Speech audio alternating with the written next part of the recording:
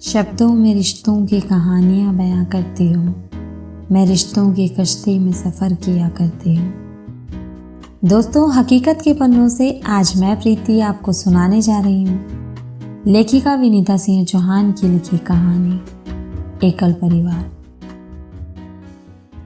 रिश्तों के शहर में एकदम अकेला नीलेश परिवार और अपनों की तलाश में था। हालांकि नीलेश एक बहुत ही अच्छी कंपनी में मैनेजर था और पिछले कुछ दिनों में अपनी ही साथी रीटा को बहुत पसंद करने लगा था। रीटा भी उसे पसंद करती थी। दोनों की पसंद प्यार में बदल गई और दोनों ने इस बात को स्वीकारते हुए जिंदगी भर साथ रहने का फैसला किया। दोनों ने अपनी अपनी पसंद अपने घर वालों को बताई।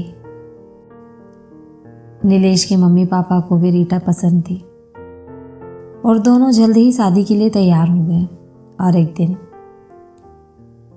नीलेश की रजिस्टर शादी करवाकर 150 से 200 लोगों को पार्टी दी गई। क्योंकि नीलेश के मम्मी पापा दोनों ही अपनी अपनी नौकरी और फील्ड में बहुत व्यस्त रहते थे, इसी वजह से शादी की व्यवस्थाओं में समय नहीं दे सकते थे। इसलिए उनकी शादी में कुछ गिनती के ही रिश्तेदार और दोस्त थे जो उनके सामाजिक दायरे में थे। शादी के बाद नीलेश घर के उदासीन माहौल और अकेलेपन से दूर जाना चाहता था, विदेश में बसना चाहता था। मम्मी पापा भी बस 2-3 साल में रिटायर्ड होने वाले थे। एक दिन, नीलेश बेटा, अब तुम विदेश मत जाओ हमेशा के लिए, हम भी रिटायर्ड होने वाले।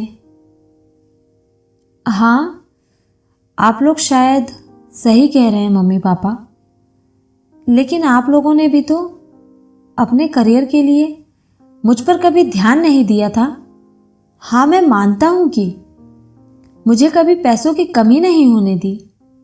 मेरे पास सुंदर और महंगे खिलौने, ब्रांडेड कपड़े और फुटवेयर से अलमीरा हमेशा भरी रहती थी।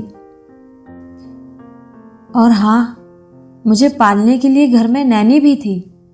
बस कुछ नहीं था तो आप दोनों का समय, प्यार और साथ कभी नहीं था मेरे पास।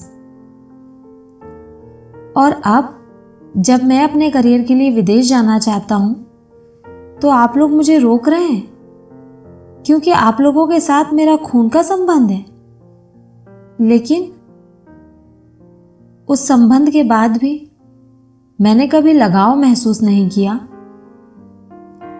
उसकी उन बातों को सुनकर उसके मम्मी पापा चुपचाप खड़े टकटकी लगाए उसे देखते रहे। उनके पास नीलेश की बातों का कोई जवाब नहीं था। और आखिरकार नीलेश विदेश चला गया।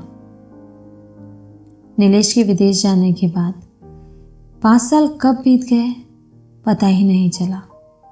इन 5 सालों में नीलेश के मम्मी पापा रिटायरमेंट के बाद घर में नौकरों के भरोसे ही रह रहे थे। एक दिन दीवार पर नीलेश के बेटे सेम की फोटो लगी हुई देख दोनों की आंखें भर आईं। सेम 5 वर्ष का हो गया है ना? हाँ। दोनों की बूढ़ी आंखें फोटो को ताकते हुए अपने नीलेश को कहीं ढूंढ रही हैं। घर में पसरे सन्नाटे और अकेलेपन के बीच उधर रीटा विदेश में उसके बेटे सेम को बोलती है, सेम जल्दी करो बेटा, स्कूल बस आने वाली है, टाइम हो गया है। हाँ मम्मा, बस आया। सेम को बस में बैठाने के बाद शाम को दोनों उसके वापस आने का इंतजार करते हुए गार्डन में बैठकर कॉफी पी रहे थे। तभी दौड़ता हुआ सैम, पापा पापा आपको पता है आज मैम ने हमें क्या पढ़ाया? क्या पढ़ाया बेटा? आज मैम ने फैमिली रिलेशनशिप के बारे में पढ़ाया पापा, और फैमिली ट्री बनाने को कहा। अच्छा मम्मा पापा, फैमिली रिलेशनशिप क्या होती है? नीलेश ने सैम को पास में बैठा कर कहा, बेटा हमारे और तुम्हारे बीच पेरेंट्स और बेटे का रिलेशन है।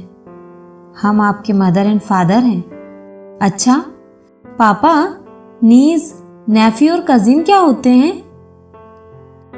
सैम के प्रश्न रुक नहीं रहे थे, एक के बाद एक लगातार। पापा, सिबलिंग का क्या मतलब होता है? नीलेश ने सैम को बहुत समझाने की कोशिश की।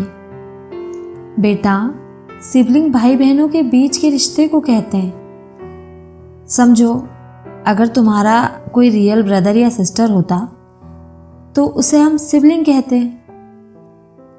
अब सैम परेशान होकर उदास बैठ गया।